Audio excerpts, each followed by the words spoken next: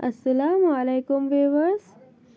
আজকে আম্মু রান্না করবে একটা ইউনিক শাক, যেটা তো আমি ছোটবেলায় মনে করতাম খাওয়া যায় না, কিন্তু বড় হয়ে দেখছি এগুলো খাওয়া যায়। এই শাকটার নাম হচ্ছে কাঁতা শাক। ছোটবেলায় যখন খেলতাম তখন মাঠে অনেকবার দেখতাম যে এই শাকগুলো আছে, কিন্তু কখনো বুঝতে পারতাম না যে এই শাকগুলো খাওয়া যায়। আম্মুই বলেছে যে এই শাকগুলোকে কাঁতা শাক বলা হয় আর এই শাকগুলো খাওয়া যায়। তা আজকে বাজার থেকে আব্বু কাঁতা শাক নিয়ে এসেছে, তাই আম্মু কাঁতা শাকগুলো রান্না করবে। তো কাঁতা শাক রান্না করার জন্য প্রথমে তেল গরম করে নিছে। তেল গরম করে সেখানে দিয়ে দিছে 3টা রসুনের কোয়া। রসুনগুলোকে ভালো করে ক্রিস্পি করে ভেজে নিয়ে সেখানে দিয়ে দিবে পেঁয়াজ কুচি। পেঁয়াজ কুচিগুলো সামান্য নরম হয়ে আসলে সেখানে দিয়ে দিবে সামান্য পরিমাণ মরিচ বাটা, একদম সামান্য পরিমাণ হলুদ গুঁড়ি।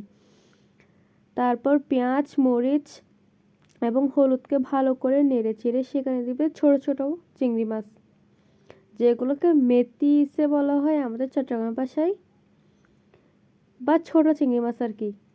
তারপর দিয়ে দিছে আগে থেকে ভিজিয়ে রাখা মুসুর ডাল। আম্মু ভালো করে ধুয়ে তারপর ভিজিয়ে রেখেছিল। সামান্য পরিমাণ মসুর ডাল দিয়ে সেখানে দিয়ে দিছে পানি, যাতে মসুর ডাল এবং চিংড়ি মাছগুলোকে ভালো করে সিদ্ধ হয়ে যায়। সামান্য পরিমাণ নেড়ে চেড়ে দিয়ে এগুলোকে ঢাকনা দিয়ে দিচ্ছিল, যাতে মসুর ডালগুলো প্রপারলি সিদ্ধ হয়ে যায়। কাঁচামরিচ সিদ্ধ হতে তো বেশি সময় লাগে না, তাই মসুর ডালগুলো সিদ্ধ করার জন্য ঢাকনা দিয়ে দিচ্ছিল। এরপর ঢাকনা করে চেক করে নিচ্ছিল মসুর ডালগুলো প্রপারলি সিদ্ধ হয়েছে কিনা। দেখে বোঝা যাচ্ছে যে মসুর ডালগুলো ফুলে ডবল হয়ে গেছে, একদম সিদ্ধ হয়ে গেছে প্রপারলি।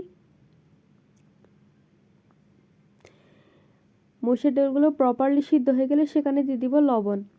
লবণটা আগে দেয় নাই, কারণ আগে দিলে মসুর ডাল সিদ্ধ হতে সময় লাগতো, তাই হচ্ছে মসুর ডাল সিদ্ধ হওয়ার পরেই লবণ দিয়ে দিয়েছে। তারপর আম্মু দিয়ে দিছে কাঁতা শাকগুলো।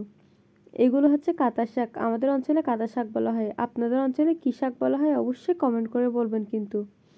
শাকগুলো দিয়ে আম্মু ঢাকনা দিয়ে দিল। তার 5 মিনিট পর ঢাকনা খুলে নিল। এই তো দেখেন শাক একদম রেডি। এই শাকগুলো হতে কিন্তু বেশিক্ষণ সময় লাগে না। আম্মু একটু লবণ চেক করে নিচ্ছিল, কিন্তু আম্মু থেকে লবণ একটু বেশি মনে হয়েছে, তাই হচ্ছে আম্মু আরও কিছু পরিমাণ পানি দিয়ে দিছে। পানি দিয়ে ঢাকনা দিয়ে দিল, যাতে প্রপারলি সিদ্ধ হয়ে যায়।